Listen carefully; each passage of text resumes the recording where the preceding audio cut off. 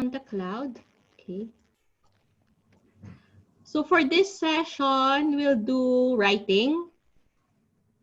Hopefully, di tayo nag-Thursday class, nakalimutan ko rin. Oh my gosh. Talagang naka-vacation mode ako eh. Talagang parang, kala ko pa nga para Saturday pa lang ngayon. Biglang, oh my God, Sunday now. Okay, writing, kasama yan sa main exam. It is one of the most difficult, for some students, this is the most challenging part. And so I think sometimes yung based sa experience ko, nakikita ko na yung mga students, they're good in writing, nakikita ko na okay sila sa grammar, but then when it comes to speaking, dun sila na bumababa rin. Pero yung iba naman, okay naman sila sa speaking, tapos when it comes to writing, parang bakit nagka-jumble-jumble na. So hopefully, let's see once I give you a test on your speaking. So I could check and let you know na lang, no? During our speaking test one-on-one. So let's start with writing. So as mentioned earlier, there are two tasks for writing. There's task 1 and task 2. That's for both academic and general. So for task 1, these are the criteria. These are the criteria. So for example, you've taken the general exam. You have to, for the letters, you have to present accurate information. You provide an overview. You have to highlight yung key features. You have to support every detail with data. Then at the same time, for everything, for both task 1 and task 2, there should be coherence and cohesion. Your ideas should be well linked. Naiintindihan siya immediately when, especially for people who will read your essay and your letters, they would easily understand what's your point. For each paragraph, there would be a main idea. You use a range of linking devices like and, moreover, however, moreover, mga ganun. Lexical resource, you use a range of words and you paraphrase. Usually, yung parang pareho rin lang for speaking, you don't repeat words. You use a range of vocabulary also. You use collocations. Collocations such as yung mga training cats and dogs, yung mga ganun na mga type ng collocations, or marami examples eh. I'll give you more later. Spelling, of course, spelling should always be correct. You have to avoid errors. For both grammar, range, and accuracy, you have to use a range of sentence structures. Dapat complex yung sentences mo. Pero may mga students na sinasabihan ko na they should start from very simple sentences kasi napapansin ko sa kanila, they complicate yung mga sentences nila in hopes na higher band score, pero ang nangyayari, nawawala to yung organization ng ideas nila. So at the end of the day, ang sinasabi ko sa mga students, go back to writing simple, in a simple way, parang yung mga parang pang-batang style na paano ba yun? Di ba ang mga pang-batang style, mga ganyan. Mga one-liner, oo. Madali lang eh. So, sinasabihan ko yung mga students na go back to writing in a simple way, or pag nagtatranslate kayo ng mga ideas nyo into Tagalog, gawin yung mas simple para at the end of the day, maintindihan nila kung ano yung gusto mong sabihin. Kaya pag nakikita ko na yung mga students nagsustruggle, lalo na sa pagsusulat, just go back to writing. Dapat the simpler, the better. Ganun. Tapos pag nakita ko na okay naman kayo magsusulat, okay kayo magsulat, doon ko na sinasabihan na, you had to add more complex structures, gumamit ng mga compound words, compound sentences, iba na yung ibinibigay kong writing materials para ma-improve. Kasi, halimbawa, kung ikaw, kung estudyante, kahit your score would be around 5 or 6, or 5, gusto ko ma-improve until 7. Kung sa tingin ko naman na you write at the 7 band score, 6 to 7 band score, our target is you have to write 8 to 9. Mga ganun. So hopefully, did you send your samples na ba? Yes, na yun. Nasend nyo na, no? Check ko na lang pala. Anyway, I would give all the feedback during our speaking test. So as usual, punctuation should be correct. May mga students, they even forget to capitalize I. Yes. Oo, maraming mga ganyan, na-forget nila. Even to put periods, a period at the end of the sentence, nakakalimutan nila. Oo.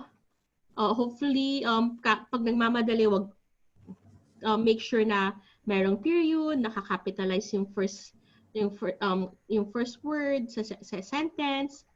Usually yun yung mga error. And spelling. Practice the spelling kasi unfortunately sa age natin ngayon, nasanay na tayo with autocorrect. Autocorrect. Even when we write on sa telephone. So Yes.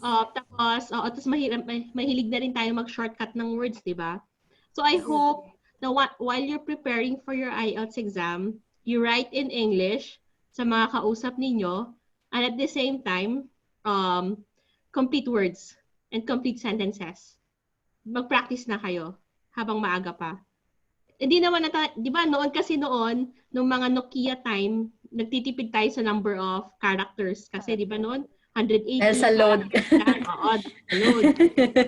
Facebook Messenger na WhatsApp. So it's either if you do WhatsApp voice, record your conversation in English, or if you write messages, try to be as complete as possible and grammatically correct as possible.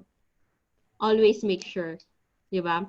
Ako nga rin sometimes nagme-message ako sa telephone, pati sa students, parang biglang, my God, nakakahiya, pati yung mga no ko, nagiging KNOW, parang bakit, or no, now dapat naging KNOW, mga ganyan, parang so, hindi talaga may iwasan. Lalo pag nagtatype ka ng mabilis, hindi may iwasan, oo. So, practice that. Everyday things, mga ginagawa nyo, i-practice nyo, make sure. Okay, so the writing test takes 60 minutes. That's for 1 hour. As mentioned earlier, there are 2 tasks. So for the first task, if you enrolled for the general exam, you have to write a letter, and it should be 150 words. That's the minimum. Say maximum, you can do 160, 170, 180. Don't do around 200. That's too much. You'll get minus points for that. And for the essay part, you have to write 250 words.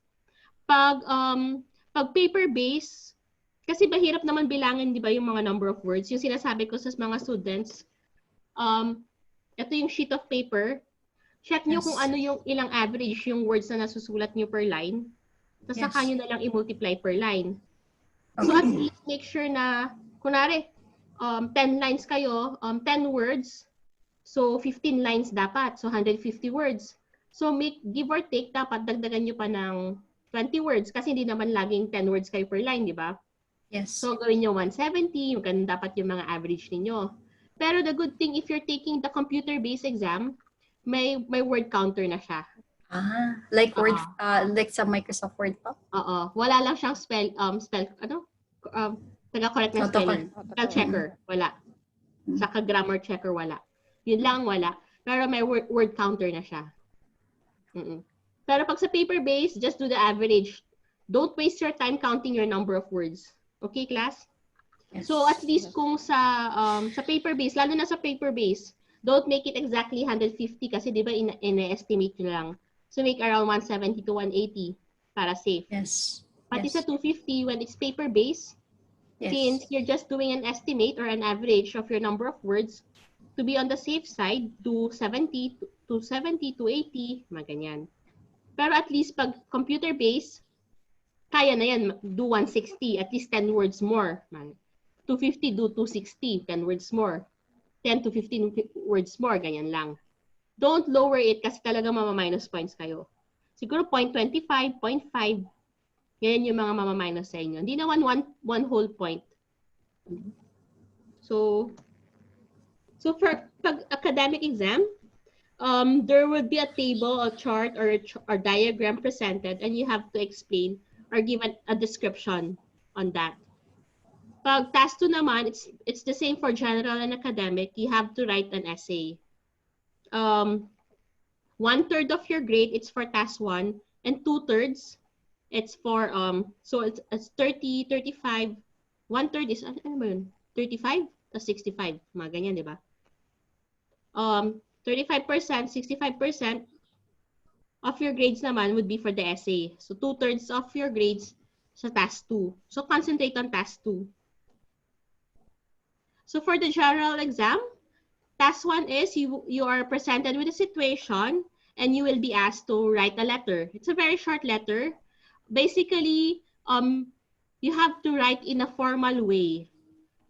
Pero if in case you are asked to write to a friend, make it personal then. Yung format. Pero lagi, okay, if it's a friend, make it personal. But other than that, to be on the safe side, always use formal style, pati yung formal na paggamit ng mga words. I'm not sure if I mentioned earlier na pag sinearch nyo yung Google and you would check like ano yung mga formal and informal words. Examples na ibibigay nila, halimbawa, di ba? Kid and child. Ang kid, it's considered an informal word. Ang child, it's considered a formal word. So you have to use the child. Para ganyan. May mga list sa Google na these are informal words, these are formal words. May table na yon. Or don't use slang words also like okay, mga ganyan. Yeah, right. So don't use slang words. So, to be on the safe side, always write in a formal way and use formal words, pati sa essay. Pero not that formal naman. So again, ano yung skills na ma-assess? Content, may laman? Or you answered yung pinapasagot nila? Organization of ideas, how you organize your ideas? Accuracy, ayun, sinagot mo ba yung tinatanong? Okay ba ang vocabulary ninyo? Mataas ba? And at the same time, again, dyan, importante na naman ang grammar. Kaya sa lahat, pati listening, pati reading, writing, speaking, importante ang vocabulary and grammar. So work on your grammar, guys. Di ba may finorward ako sa inyong Khan Academy? I hope you tried opening it also. It's an online class. So I hope if you have time, open yung Khan Academy. Some of my students really found it very useful. Oo. Pinadala ko yung link earlier before. Yeah. Sa WhatsApp. Yung mga ibang estudyante na gustuhan nila. Kasi di ba iba-iba naman tayo ng learning styles. So try to answer that also. And also, I hope you also tried yung vocabulary.com. May pinadala akong link na list of 500 words. I hope class sagutan niyo yun. Check ko online kung sino yung mga sumagot. Kasi check ko yun eh. Babalikan ko kayo. Okay. So, basically, sa letter writing, sa task 1, you have to spend, recommended is 20 minutes. So, 20 minutes sa letter writing and 40 minutes sa essay writing. So, halimbawa, so ito yung isang example ng letter na pinapagawa noon sa IELTS. A friend has agreed to look after your house and pet while you are on a holiday. Write a letter to your friend. In your letter, give contact details for when you are away. Give instructions about how to care for your pet and describe other household duties. Pinagawa ko na ba ito sa inyo o hindi pa? Class? Hindi pa po. Not Yung yet. ano pa lang yung online letter. Not yet. Yung sa yung Yung formal sa letter. landlord pa lang? Yes po. Yes, Alana. Ah, cool. O sige, gagawin niyo yan mamaya. So, remember, tignan niyo to Ito, it's a letter for a friend. Usually, pag sa IELTS, sa sample nila, naglalagay na sila ng dear. Nakalagay na ganun dear na kaagad. Dun sa paper. So, no need to write yung address sa taas. Wala na. So you just need to dear, let's say, dear, whoever is the friend, dear Jenny. Tapos, so in your letter, isulat nyo na yan. Make sure na sasagutan nyo, nailagay nyo to, give contact details for when you are away, give instructions about how to care for your pet, describe other household duties. Na ganyan. So obviously, the recipient is your friend and the purpose is to give detailed information on looking after your house and pet, so that 3 bullet points should be the main content of your letter. Make sure na itong 3 bullet points na to nakalagay. Class, make sure.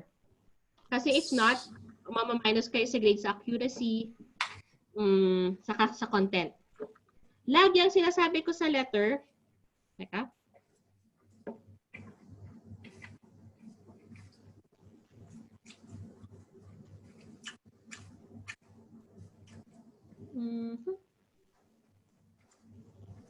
lagi ang sinasabi ko sa letter, di ba nakalagay na, dear. Let's say, dear Jenny. Lalo na pag semi-formal, ay for a friend, lagi, first paragraph, ilagay nyo na yung purpose ng pagsusulat. Bakit kayo nagsulat? So, I am writing to blah, blah, blah. Ganyan na yan. Or, pag nagsimula kayo, di ba, pwede rin, I hope, usually sa emails, I hope you are doing fine. Tapos, another paragraph, I am writing to, so ano na yung purpose ng pagsusulat ninyo. Automatic yan ha, para madali na kayo magsimula ng letter nyo. So, isang paragraph na yan. Next paragraph, ilagay mo na yung mga bullet points. Isang paragraph per bullet point, or let's say, isang paragraph na, I would be away, da da da, you can contact me, da da da. Kindly make sure that my pet eats blah blah blah and drinks blah blah blah. Tapos another paragraph, here are my contact details in case of emergency. Tapos ano pa yung hinihingi doon? Yan na yan. Tapos lagi ang last paragraph ninyo would be yung statement, action statement. Lagi yan ha, laging may action statement. Ano ang action statement?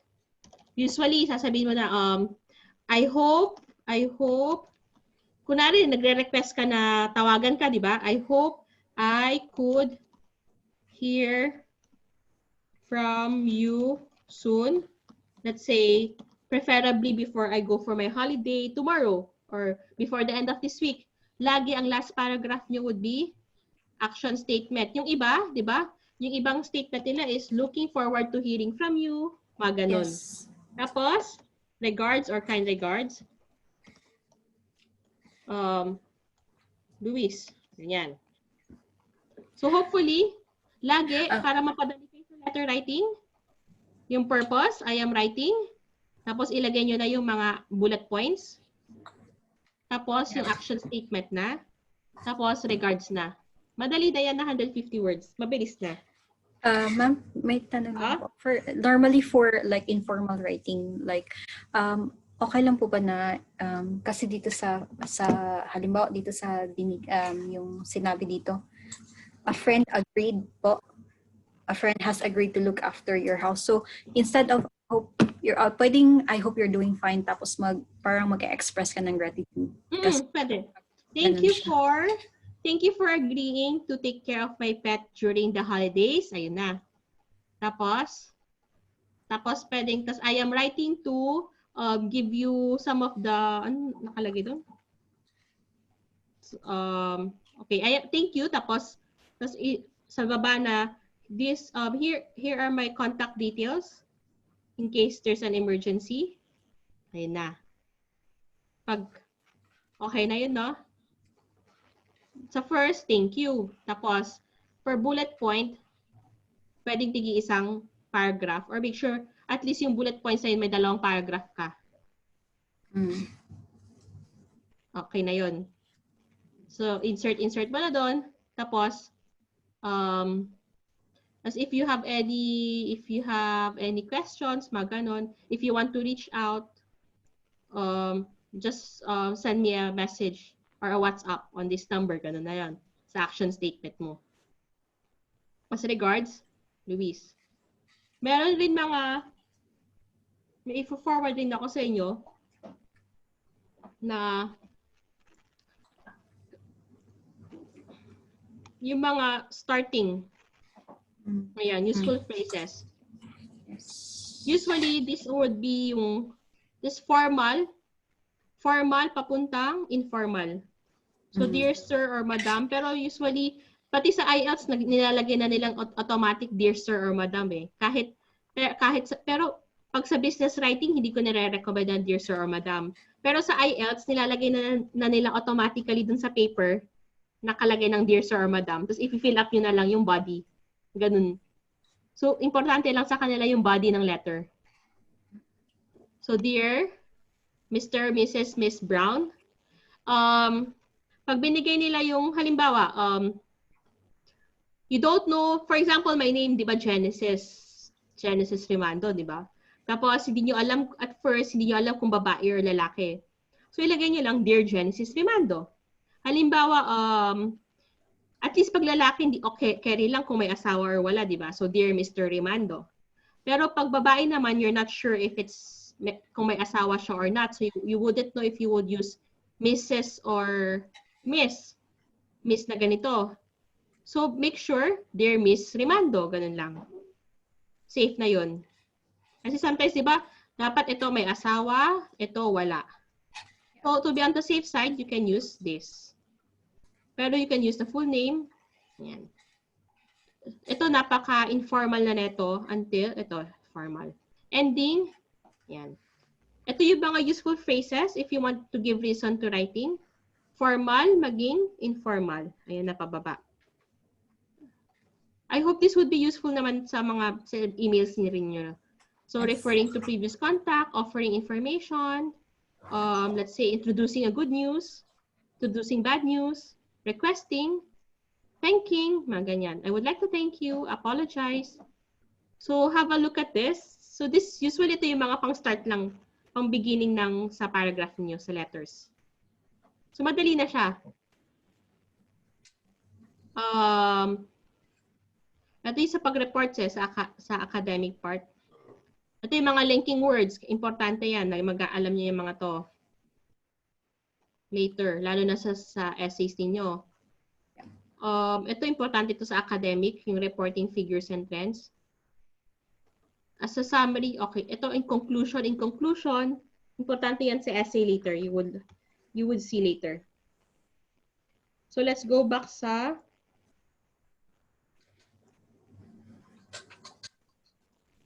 pagsulat sa letter. Mabilis lang ang coverage natin ng letter writing kasi na-assume ko na yun lang, madali lang naman eh. Pero let me know if you feel na it's still challenging for you, lalo na yung sa letter writing. Pero madali lang yan. Dapat i-cover nyo lang tong mga. Make sure na sa lahat ng letters nyo, itong bullet points, nasagot nyo lahat. At yung mga details na hinihingi dito, nasa letter lahat. Dapat yan. Ito, pwedeng gawin yung 2 paragraphs itong tatlong points na yan. So later, yan yung isa sa mga assignment nyo sa letter, okay? Marami pa tayong time mamaya. So there are different types of letters, formal letters, when you write to someone you don't know, such as a company or to the president, or when you make yung letters when you apply for visa, yung mga no objection letters, usually ginagamit formal letters yan, or salary certificate letters, they're formal letters. Semi-formal, if you know somebody, but syempre nakakataas sa'yo, doon lang ginagamit yung semi-formal. Personal, if it's somebody you really know and to a friend. So, bumabagsak ka lang dito, formal or personal sa IELTS. So, yan yung mga opening, yan yung closing. Pero, lagi ko sinasabi sa mga estudyante, dear sir or madam, automatic na yan, or dear, let's say yung pangalan. Closing, sometimes regards, kind regards, best regards. Yours faithfully, talagang super formal siya. Pero you can use it also. Pero, when in doubt, just use best regards, kind regards, okay na yun. So do formal or personal. So paragraph number 1, as mentioned earlier, state or automatically while you're writing, directly state the purpose of your letter. So I am writing this letter, I am writing to express my gratitude, yung kanina. I am writing to inform you. I am writing to complain. Mga ganyan. I am writing to request. Laging ganon. Tapos sa main body, you can use 3 paragraphs to cover the bullet points one by one. So it's either 3 or 2. That's okay. So, doon na yung pang fill up nyo, yung filler niyo. Tapos conclusion, ito yung action. Action statement, or you can say again, you can repeatedly say your thanks, or you can ask for a response. That's why it's an action statement. So if you have any further questions, please do not hesitate to contact me, or please let me know your reply. I hope to hear from you soon, preferably before the end of this week or before the end of this month, mga ganyan. Or I look forward to hearing from you. Lalo na kung nagre-request ka lang ng pa-request lang. Pag personal, okay na rin yan. Tapos, regards, kind regards. Yun na yun. So, pag informal letter, ayan.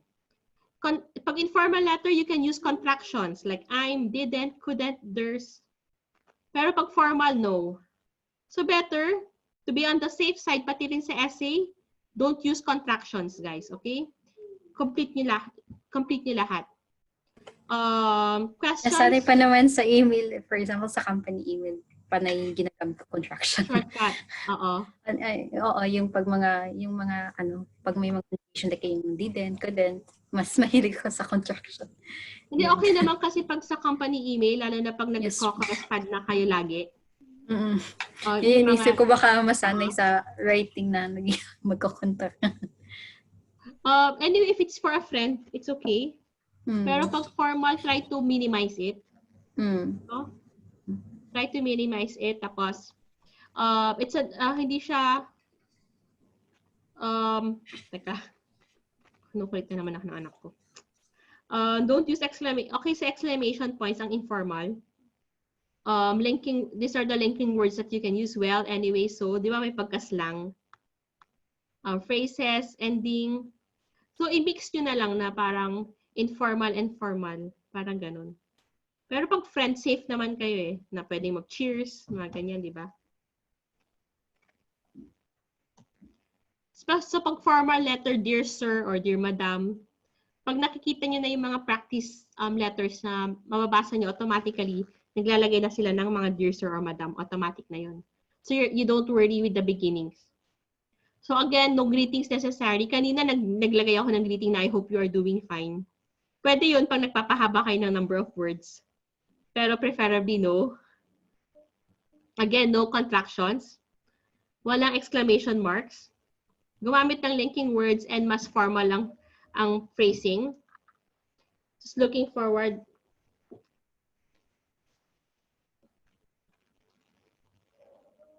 Looking forward. Teka lang. Teka class. Wait, Luisi, wait. Okay, wait. So, let's go for the essay. For the essay part, any questions sa letter or you need more materials to practice, para ma-practice kayo sa letter writing? Anyway, I'll be giving a book. Mga samples ng letters and guide. Kasi it's not enough yung na ma-cover natin lahat. Makapal yun eh. And ang priority would be essay. So if you have any questions sa letters, let me know. Or if anyway, yeah, may additional materials pa naman na i-forward ko, so don't worry. So let's move on sa essay part. Sa essay part, preferably, again, ang suggested na timing would be you have to write it in 40 minutes. Tapos, ayun, you have to have at least written 250 words. And you're expected, you're expected to give your opinion or not. It depends. Let's see. I will give you some guidance later. So, ano yung mga topics?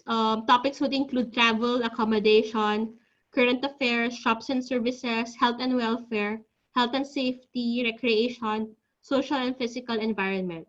mapapansin nyo later, pag sumasagot kayo ng mga practice exams, pati yung mga books na i-forward ko rin sa inyo, pare-pareho lang yung mga topics, nire-recycle lang nila.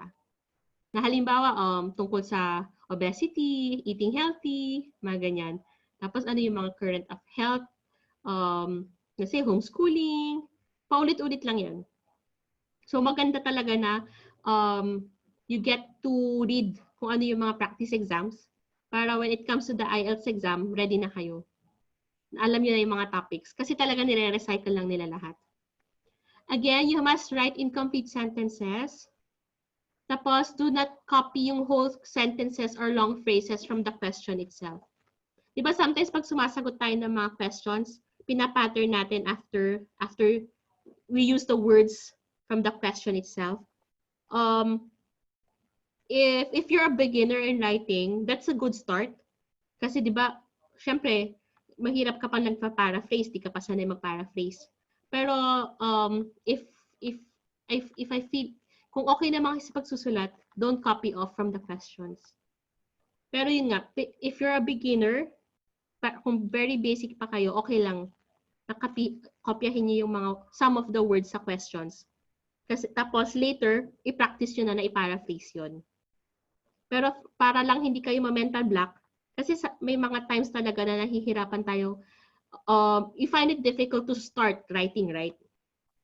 Usually, sometimes if you're not used to writing, say, emails at work, even starting or writing a single sentence, you would find it difficult, class.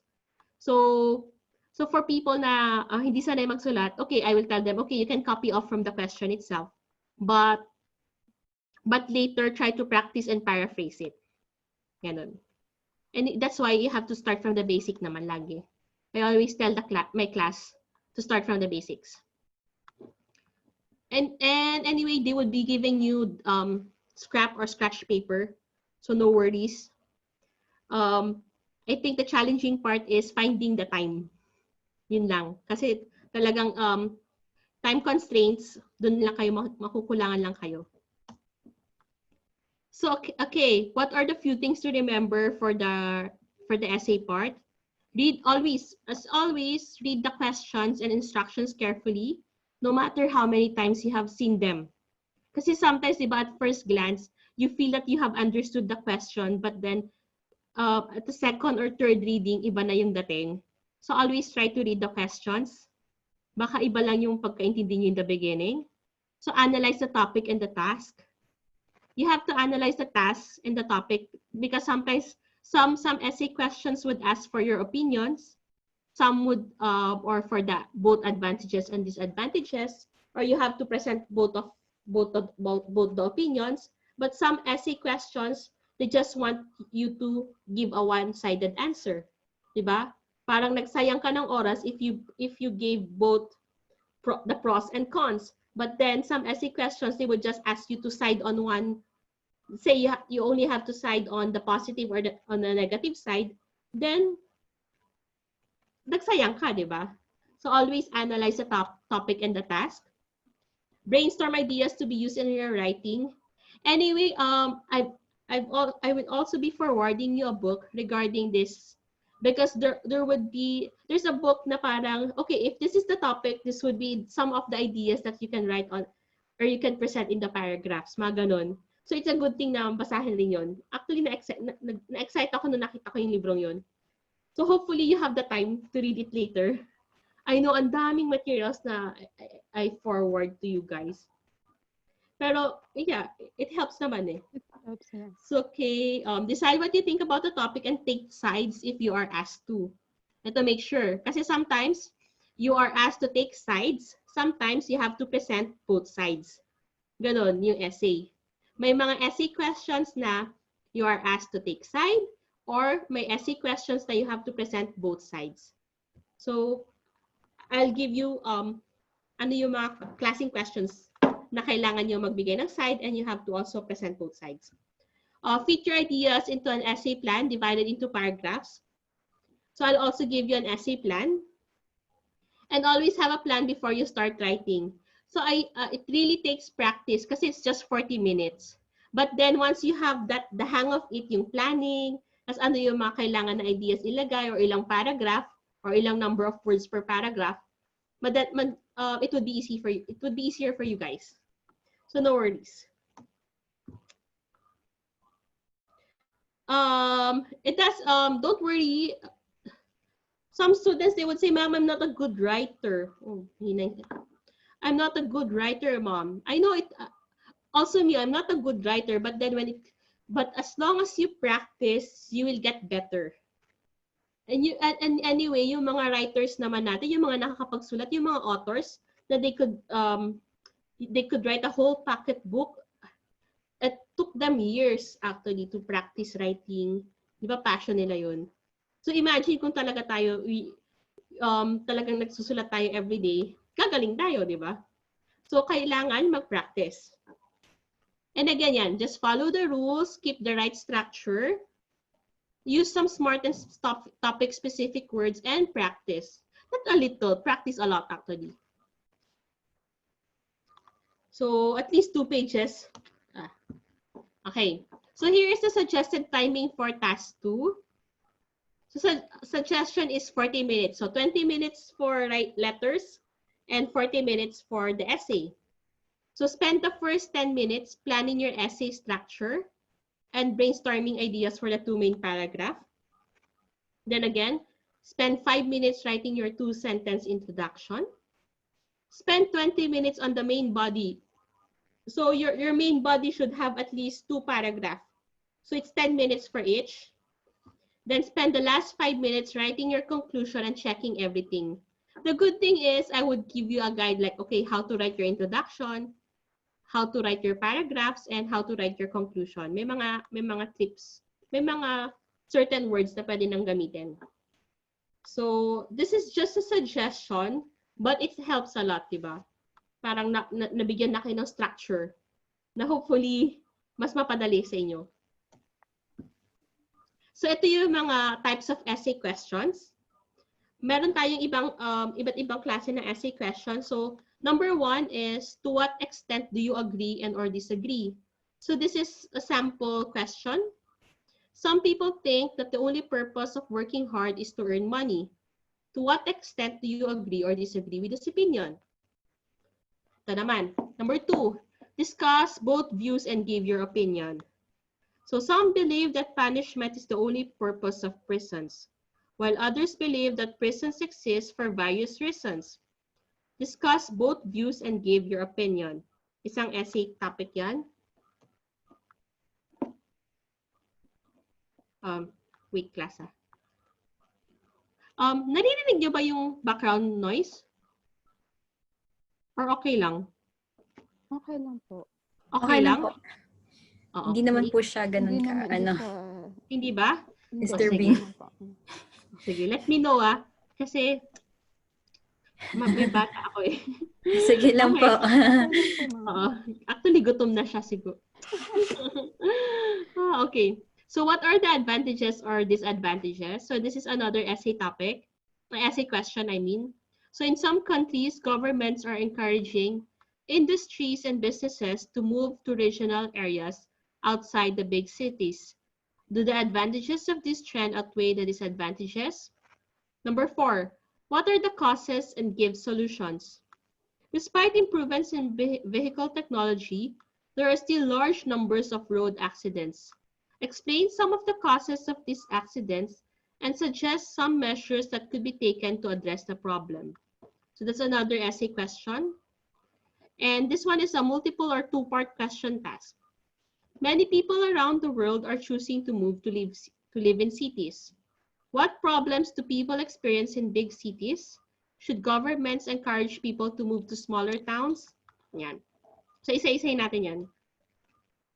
So okay, when to give your opinion, not exactly opinion, like when to have a side, parang ganun. So only 2 of the above questions do not ask for your opinion. If the question doesn't ask for your opinion, don't give it. For the other 4 questions, you should make your opinion clear in the introduction or conclusion. Yung opinion dito na sinasabi niyo, what's your side? Like, are you for or against?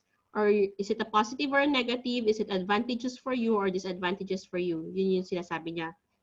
So, number 2 and 6 are discussion questions. For number 2 and 6, you have to discuss both sides of the issue. But yeah, you don't need to say like I'm for or against, maganyan. Or you don't need to give your opinion about which side you agree with. So ano yung number 2 and number 6? Ayan.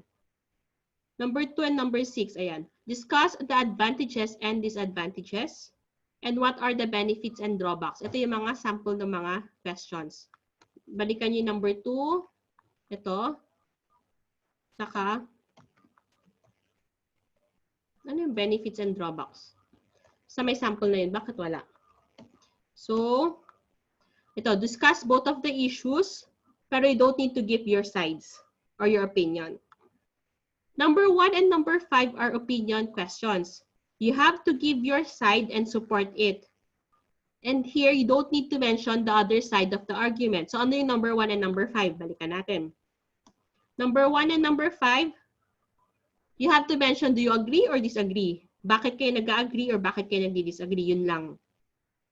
Is this a positive or negative development? So, you have to say immediately sa first paragraph, it's a positive or it's a negative development. Bakit siya negative or bakit siya positive? 2 paragraphs, tas conclusion. Yun na yun. So, introduction nyo, ano yung side nyo. Next, supporting na. Tapos, last, conclusion. So, at least 1, 2, 3, 4 paragraphs. Mga ganyan. Numbers 3 and 4 are called discussion plus opinion questions. You discuss both sides and make your opinion clear too. Ano yung number 3 and number 4? Ayan, you have to discuss both views and give your opinion. Do the advantages outweigh the disadvantages? So ito, you have to discuss the advantages and disadvantages, and at the same time, you have to give your side. So make sure na pag sumagot kayo, balikan nyo lang yan. So ano yung template structure?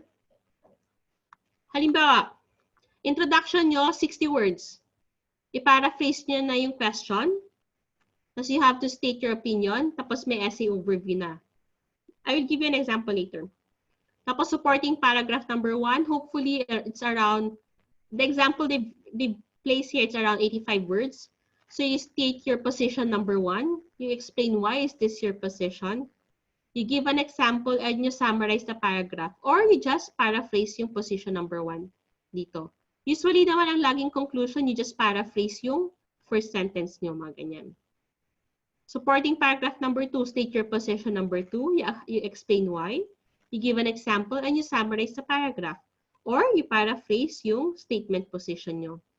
Conclusion is, summarize the essay or final thought. Or yung, usually yung conclusion, pinaparaphrase mo lang again yung ito.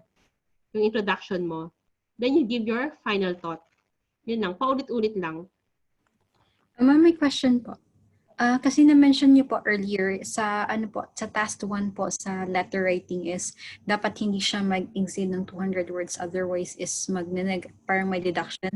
250. So, Oh. Yeah, 250. So if sa essay po ma'am, may ano po ba dapat 250 or to 260, or if mag-exceed more than words then may deduction din siya? Same as task 1? Hindi. Pag sinobrahan mo, hindi, sa task 1 pala 150, no? Sorry. Yes po. 150 sa essay naman, hindi, wag kayo, halimbawa 150, ang safest would be 160, 170, 180. Pag Yes. ginawa niyong 200, doon kayo mamaminosan pang nasobrahan. Super Yes. nasobra. Pag Yes. essay naman, 250, 260, 270. Okay. Ayan ang safe. Say, nag-move na kayo ng 280 to 300, may chance. 300 pataas, ayan, malaki ng minus mo. At least, di ba, siguro bibigyan kayo na hanggang 280. Okay. Pero pag computerized yan, kasi nakikita yung counter, Yes. they're a bit stricter. Kasi di ba nakikita mo yung words. Pero Yes. kung sa paper-based, since you're doing an estimate, mas sila, mas lax. Pero at least wag 300 pa ganyan. Wag mong paabutin ng 290, 300. Sabi, 270, 280, siguro okay pa yon. Lalo na pag paper-based. Pag computer-based, 260, 270, kasi konti lang naman yun, di ba? Yes. Pero may mga tao nahihirapan sila sa essay. So, mas konti pa yung sinusulat nila. Pero pag nasanay ka na kasi magsulat, yun ang pan eh. Hopefully, yes. Anyway, sometimes naman, when you start writing na, when you have time and you edit, may edit nyo rin lang naman yan. Makukulangan nyo yung number of words nyo. Yes. I don't know, yes. But, yes. May time kasi, no? May time na super, ang dami nyo pwede maisulat. May time na wala. Minsan Just kasi pag practice. mawala ka sa thought, tapos nasobrahan. Tapos wala ng time yung pagdi-delete ng ibang. Pero ang dali lang, di ba? Imagine, state possession 1, state possession 2. Just have to expound on it and expound on it. Give examples and madali lang. Pag tinignan mo, parang ang dali. Pero Yung iba na mahirap. hirapan. Hirap. Pero Alam madali mo, pag lang may yung idea. Yung sa assignment pa lang, parang Diyos ko letter pa lang. Pero pag sa email, diretso. Pero pag nasa situation ka na, ganun nga. Pag letter, madali yan. Sa Madali. essay, practice nyo. Oo. Kuha kayo Na ng mga 40 essay. minutes. Na 40 minutes, parang Diyos ko letter pa lang, 40 minutes, nag-iisip pa. Yung letter naman, make sure lang naman na yung sa bullet points. Tapos expound nyo lang yun. Oo. Madali lang yun pag nagpa-practice kayo. Kaya yan. Diba? Kaya yan. Tapos pati sa essay, siguro gawa kayo ng ganito. Sa essay nyo, pag gawan nyo lang ng skeleton lagi na ganyan. Tapos i-pattern nyo na, ay, ito yung isusulat ko doon, ito susulat ko doon. Ito, ano isusulat ko dito, ano isusulat ko dito. Ayan, doon kayo mag-practice. Tapos ano yung position 1 ko, bakit, tapos i-fill in nyo lang. Try to practice using this pattern. Na at least, ang introduction nyo, ganyan. May supporting paragraph kayo na isang position lang. May supporting paragraph kayo number 2. Hindi nyo na kailangan maglagay na ang dami-daming reasons, di ba? Or ang daming advantages, ang daming disadvantages. Tapos may another question po, ma'am. What if, for example, di ba sa may mga disagree, tapos magbibigay lang yung discussion, or the other one is yung magbibigay opinion. Tapos, parang yung instead of discussion lang is yung, kasi minsan if, for example, time pressure siya, of course, automatically malaking score deduction siya, di ba? Like, for example, kung dapat discussion lang, tapos pala nagbigay ka ng tawag nito yung example or opinion mo. So, malaki yun. Kasi sa content yun eh. Sa accuracy. Di ba nasa criteria? Di naman ganun kalaki, hopefully. Makakakuha ka pa rin, makaka-6 ka pa rin. Lalo na kung matino yung pagsusulat. 6. Okay na yun. Patay pag hindi mo sinagot, walang content, hindi accurate. Iba yung nilagay mong content. 5 for trying. Di ba? Pero 6 na yun pag 6.5. Kasi okay naman ang 8.5. Matino na yun na say, di ba? Pag nasagot mo lahat. Mas okay yung vocabulary mo, okay lahat. Expect 7.5, 8, 8.5, mga ganyan. So if you miss something, you haven't discussed yung, let's say, ang diniscuss mo lang would be the advantages. And they're asking you to weigh both. yes. Makakan ka doon, maka 6.5, mga ganyan. Kasi part yan, di ba, ng criteria, accuracy sa content. Make sure. Kaya nga. So make sure na at least isang paragraph. Kasi paragraph naman, isa lang yun eh. O, di ba? Advantage siya dito, disadvantage siya dito. Tapos position mo na dito. Tapos final thought mo na, yun lang. Di ba? Sabihin mo, ito yung position mo. Di ba? Tapos explain mo kung anong advantages, anong disadvantages. I-rephrase mo lang again dito yung conclusion mo.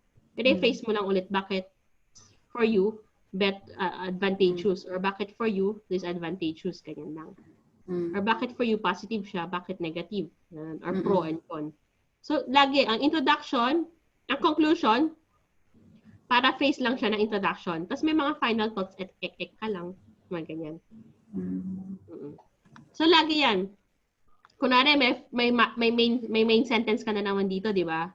Mm. So, yung pag-summarize mo ng paragraph,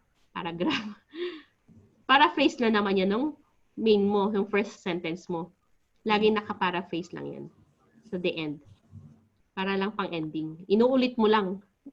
Ulit mo lang. So, pag introduction, iulitin mo na naman sa conclusion. Parang inibang mo lang. Ganun lang ang pagsulat. Basta pag sumasagot kayo ng essay, try to use this structure and pattern it. Para mas madali. Para later, 1, 2, 3, ganun na lang kayo. 1, 2, 3, ganun lang. 1, 2, 3. Kung wala ka, hindi ka magbigay ng example, di okay, punta ka na dito. At least sana nakuha mo na yung number of words. Diba? 1, 2, 3. Kasi minsan siguro, pag paragraph kasi yung composure mo, saan mo ilalagay si ano, tsaka yung itong idea na ito saan dito. At least may guide siya. At least mas hindi na mahirap. Iba-iba yun. Mahirap. Pero, diba, puntahan mo. Halimbawa, let's say, discuss advantages, discuss both views and give your opinion. So, ganyan.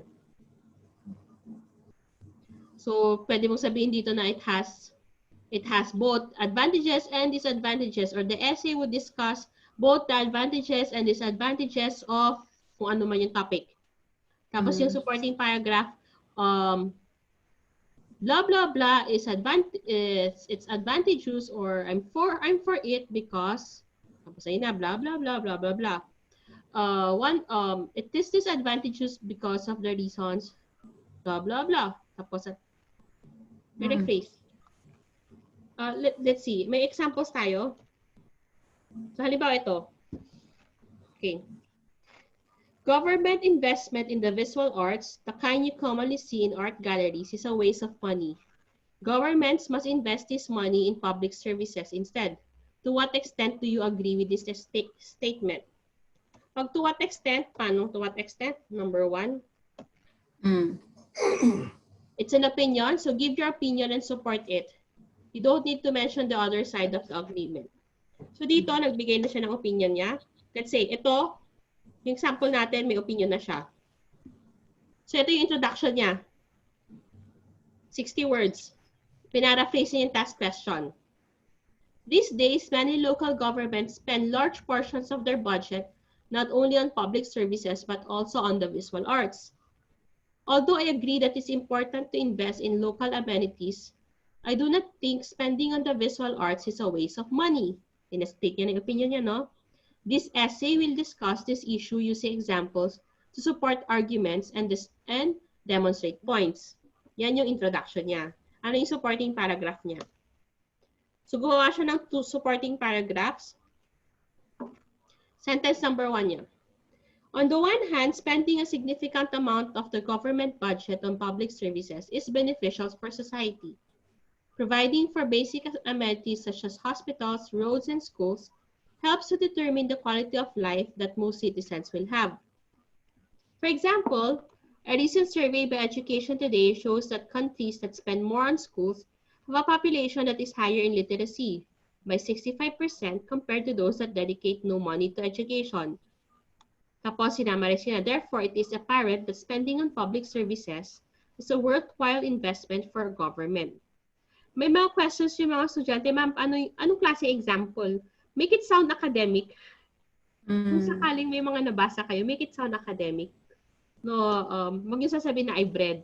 Or, for example, a survey conducted by CNN Philippines, mga ganyan, shows that, or there's a trend nowadays, mga ganyan lang. Make it sound academic naman, pag nagsusulat kayo. Para huwag niyo sasabihin na I've read, mga ganyan. Make it sound academic na. For example, ganun lang. So, paragraph number 2. Ito yung paragraph number 2 niya.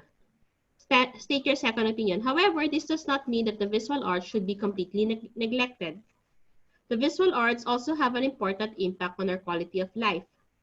For example, a recent study conducted by the World Health Organization concluded that individuals that regularly visit art galleries are cited as being 20% happier in life than people who do not. I'm sure it would be quite difficult for you guys to cite statistics. Yes. So maybe Yeah, you can remove this. Or studies have been held saying that, yeah, viewing, let's say, visiting art galleries are good for mental health, mga ganyan lang. So try to remove yung mga percentages. Pwede yung sabihin na ganun, na studies conducted by scientists, yeah, there are studies, pwede yung ganun yung make it sound academic na lang kung magbibigay ka ng examples. The summary sa paragraph. Seeing the health benefits that many people get from the visual arts, it is important that the government assist such institutions so that they can continue to provide pleasure to the public. So ito na yung conclusion. Again, di ba? Parang ang sabi ko nun sa conclusion, you just need to paraphrase yung introduction ninyo. Kaya ang sabi dito, you don't need to add new ideas, you don't introduce new reasons, kasi pinaparaphrase nyo lang. Parang ini-strengthen nyo lang yung argument or kung ano man yung position nyo. So ito yung conclusion niya.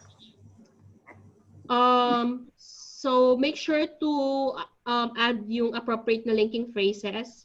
So like in conclusion, to sum it up, to sum up, or consequently, yan, pwede yung gamitin yung mga yan.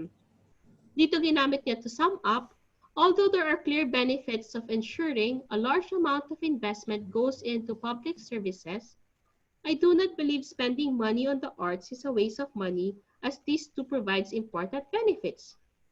In the future, government should consider budgeting for both. Parang okay. Nag-side siya, pero sinabi niya at the end of the day, give both for visual arts and other usual government projects. Yun siya. So, ito yung mga sample na introductions. Bigyan ko kayo ng mga samples. Halimbawa, ito yung question. To what extent do you agree or disagree? So, all high school students should be encouraged to take part in a community service programs. To what extent do you agree or disagree with this statement? So, ito yung sample introduction niya. Some people believe that high school students would benefit from doing unpaid work in their local communities.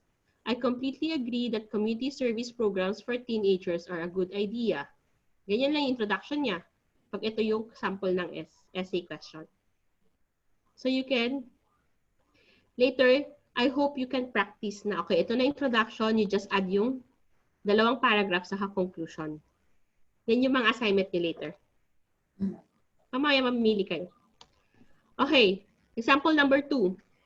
As computers are being used more and more in education, there will soon be no role for teacher in the classroom. To what extent do you agree or disagree? So here, sinabi naman niya, to what extent do you agree or disagree? So, kailangan na, pag itong question, kailangan niyo na mag-side, di ba? It is true that computers have become an essential tool for teachers and students in all areas of education. However, while computers are extremely useful, I do not agree with the idea that they could soon replace teachers completely. Yan. Yan yung mga sample introduction. So, let's go for the body. Ito yung other types ng template, pero mas gusto ko yung isang template.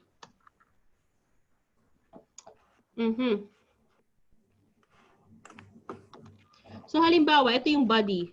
The main reason people go to work is to earn money. To what extent do you agree or disagree? So ito yung mga ideas niya for the main paragraph. Ito yung sample. Ganyan siya. So you can, later pag-aralan niyo yan. Yung ibibigay kong book, parang may mga ideas, tas you can also like turn it into paragraphs.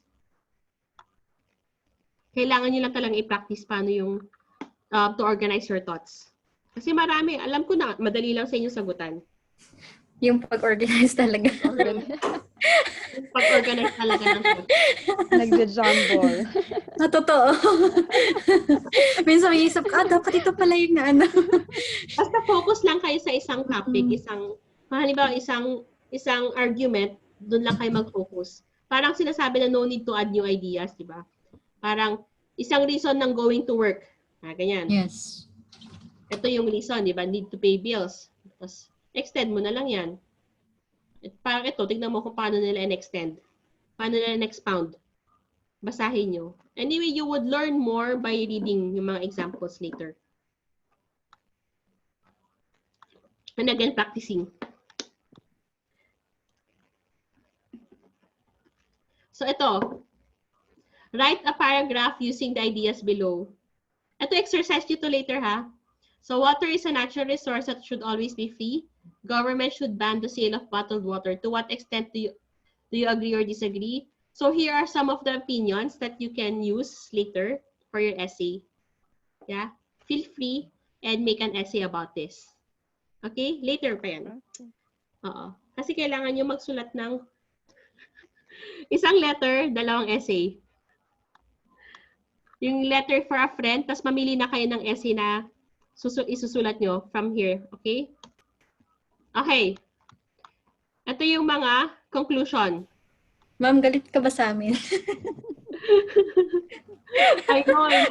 Mas galit ako sa sarili ko nung hirap kaya mag-check. Mahirap mag-check. Ano, yun ang nakakapagod. Kahit sabihin ko na parang ang ikli ng class. Di ba? Sometimes, di ba, nag-dismiss na ako ng maaga. Tapos sasabihin ko, mag-exercise na lang kayo, mag-writing. Yung pag-checking na part yung mahirap. Yun ang mahirap. Kaya parang, di ba, extended pa rin yung hours ko. Nakakatulong naman. Walang problema. Yes. Okay.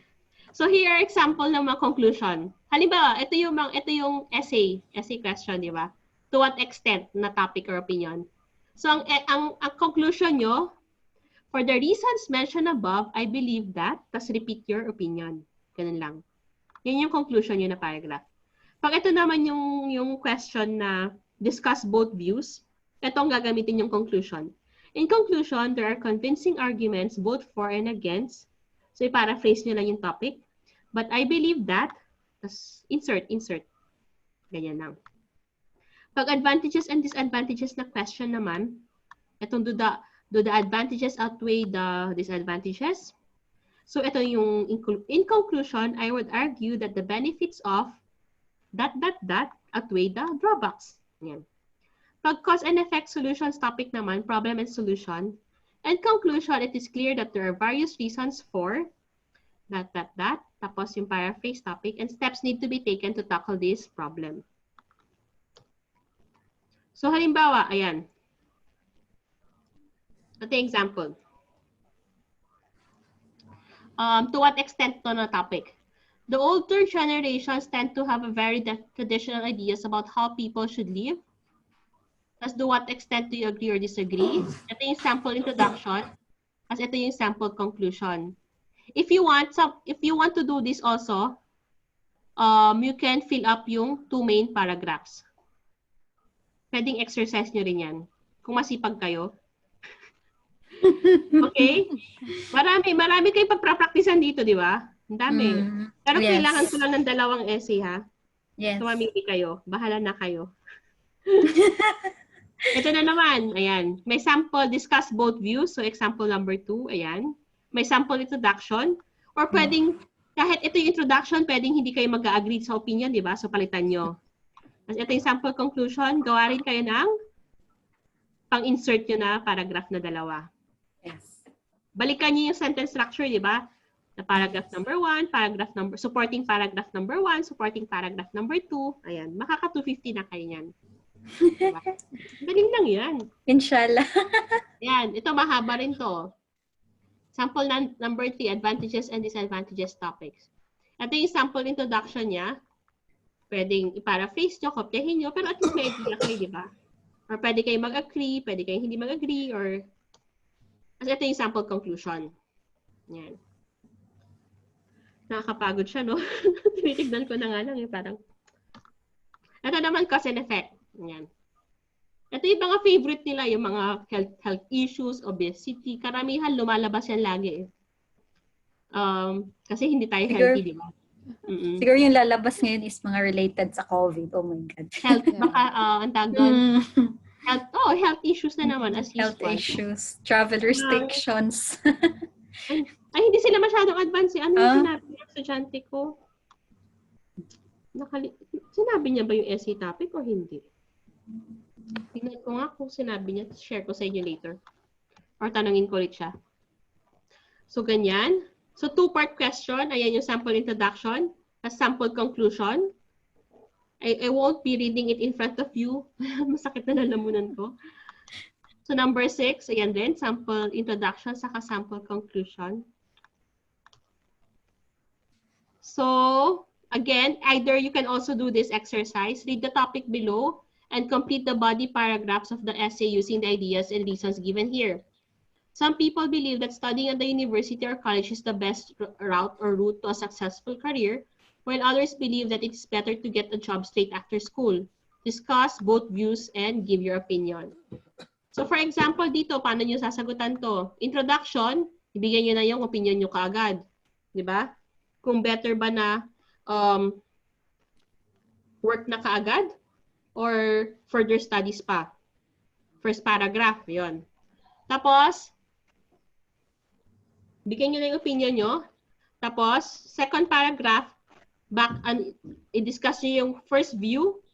Tapos, second paragraph, discuss nyo yung second view. Kung 4 kayo sa opinion nyo, dagdagan, pagandahin nyo yung sinuportahan nyo, di ba? Tapos, conclusion na, i-repeat nyo na naman yung opinion nyo. Ganun lang yun. So, halimbawa, ito naman ito yung introduction niya. Ayan. Ito yung sample niya. Ito yung paragraph number 1 niya. Ito yung paragraph number 2 niya. Ito yung mga ideas. Ito yung ideas. So, you can choose one. Choose one. Then, conclusion. Ayan. Actually, binigyan ko na kayo ng parang structure dito. So, that's easier. Parang ang dami nyo pa ng assignment. Parang dami. Torture! Kaya lang na-realize, ma'am, na marami. Kasi ang dami naka-red. Kasi yung mga naka-red. Si Jonah hindi na na-imik sa dami. Yung naka-red yung mga exercises eh. Parang wala na tayong gagawin kundi magsulat. Kasi talaga, alam mo yung mga estudyante, sinasabi nila na bumabalik sila. Yes. Na, yun nga, mababa sila sa sulat. Kaya naman noon, talagang pinupukpuk ko naman sila sa writing. Pukpuk naman sa writing, di ba? Ano gagawin ko? Kailangan. So, ayan. Yes. Binigyan ko na kayo ng for or against. Pwede rin. So, yung mga naka-red na lang, pero mamili kayo dalawa. Okay? Pero tapos yung isang letter nung sa friend, sa British. So, yun lang. Teka, stop natin yung recording.